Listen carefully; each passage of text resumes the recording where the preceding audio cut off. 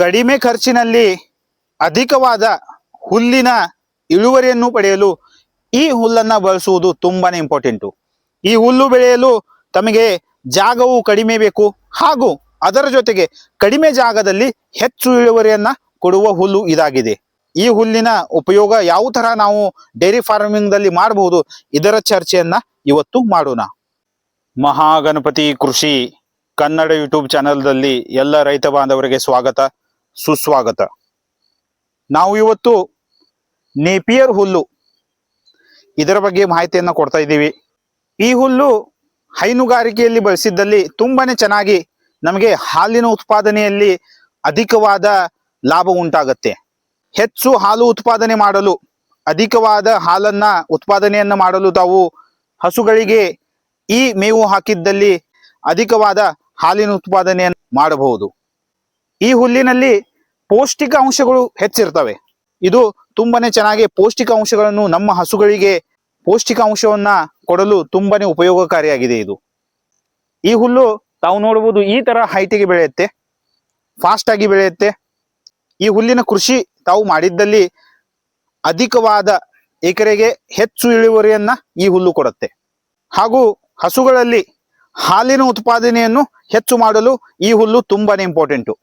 ಈ ನೇಪಿಯರ್ ಹುಲ್ಲು ಅತಿ ಕಡಿಮೆ ಖರ್ಚಿನಲ್ಲಿ ಬೆಳೆಯುತ್ತದೆ. ಇದನ್ನು ಬೆಳೆಸಲು ಅತಿಯಾಗಿ ನಾವು ಖರ್ಚು ಮಾಡುವ ಅವಶ್ಯಕತೆ ಇಲ್ಲ.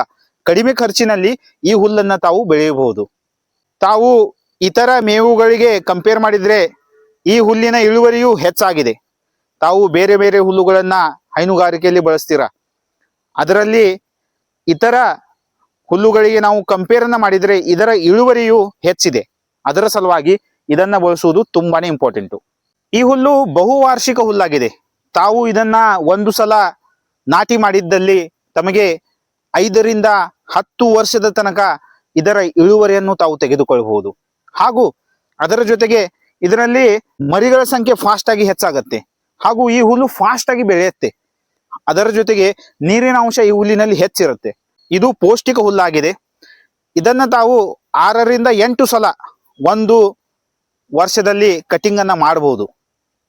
ಇದರಲ್ಲಿ 14 ರಿಂದ 15% ಪ್ರೋಟೀನ್ ಅಂಶ ಇರುತ್ತೆ. ಅದರ ಜೊತೆಗೆ ಇದರಲ್ಲಿ ಫೈಬರ್ ಅಂಶ ಕೂಡ ತುಂಬಾನೇ ಚೆನ್ನಾಗಿರುತ್ತೆ. ಈ ಫೈಬರ್ ಅಂಶ ಈ ಹುಲ್ಲಿನಲ್ಲಿ ಇದ್ದ ಕಾರಣ ನಮಗೆ ಹೈನುಗಾರಿಕೆಯಲ್ಲಿ ತುಂಬಾನೇ ಉಪಯೋಗಕಾರಿ. ಇದರಿಂದ ನಮ್ಮ ಹಸುಗಳಲ್ಲಿ ತುಂಬಾನೇ ಚೆನ್ನಾಗಿ ಬೆಳವಣಿಗೆ ಆಗತ್ತೆ. ಹಾಗೂ ಇದರ ಜೊತೆಗೆ ಹಾಲಿನ ಉತ್ಪಾದನೆಯು ಹೆಚ್ಚಾಗತ್ತೆ.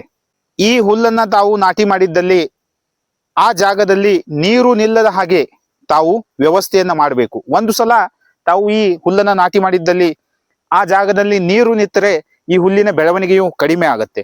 ಹಾಗೂ ಈ ಎಲ್ಲ ತರಹದ ಮಣ್ಣಿನಲ್ಲಿ ಈ ಹುಲ್ಲು ಬರುತ್ತೆ. ಹಾಗೂ ನೀವು ಒಂದು ಸಲ ನಾಟಿ ಮಾಡಿದ್ದಲ್ಲಿ 60 ದಿವಸ ಆದ್ಮೇಲೆ 1ನೇ ಕಟಾವನ್ನ ತಾವು 1ನೇ ಕಟ್ಟಿಂಗ್ ಅನ್ನ ತೆಗೆದುಕೊಳ್ಳಬಹುದು. ಆಮೇಲೆ ತಾವು 45 ದಿವಸಿಗೆ ಒಂದು ಸಲ ಕಟಾವನ್ನ ಮಾಡಬಹುದು. ಈ ತರಹ ಈ ಹುಲ್ಲಿನ ವಿಶೇಷತೆಗಳು ಅದಾವೆ. ಹಾಗೂ ಇದು ಕಡಿಮೆ ಖರ್ಚಿನಲ್ಲಿ ತಮಗೆ ಈ ಹುಲ್ಲು ಹೆಚ್ಚು ಇಳುವರಿ ಕೊಡುತ್ತೆ. ಅದರ ಜೊತೆಗೆ ಹಾಲಿನ ಉತ್ಪಾದನೆಯು ಹೆಚ್ಚಾಗತ್ತೆ. ಅದರ ಸಲುವಾಗಿ ತಾವು ಈ ಹುಲ್ಲನ್ನ ಮಾಡಿದ್ದಲ್ಲಿ ಕಡಿಮೆ ಖರ್ಚಿನಲ್ಲಿ ತಮಗೆ ಹೆಚ್ಚಿನ ಹಾಲಿನ ಉತ್ಪಾದನೆಯನ್ನ ಮಾಡಲು ಈ ಹುಲ್ಲು ತುಂಬಾನೇ ಇಂಪಾರ್ಟೆಂಟು. ಇದು ಬಹುವಾರ್ಷಿಕ ಹುಲ್ಲು ಇದ್ದ ಕಾರಣ ತಾವು ಒಂದು ಸಲ ನಾಟಿ ಮಾಡಿದ್ದಲ್ಲಿ 5 ರಿಂದ 10 ವರ್ಷದ ತನಕ ತಾವು ಅದನ್ನ ಬೆಳೆಯನ್ನ ತೆಗೆದುಕೊಳ್ಳಬಹುದು. ಹೈನುಗಾರಿಕೆಯಲ್ಲಿ ತುಂಬಾನೇ ಇಂಪಾರ್ಟೆಂಟು. ಹುಲ್ಲಿನ ಮೇಲಿನ ಖರ್ಚೆ ಹೆಚ್ಚಾಗತ್ತೆ. ನಮಗೆ ಮೇವಿನ ಮೇಲಿನ ಖರ್ಚು ಹೆಚ್ಚಿರುತ್ತೆ.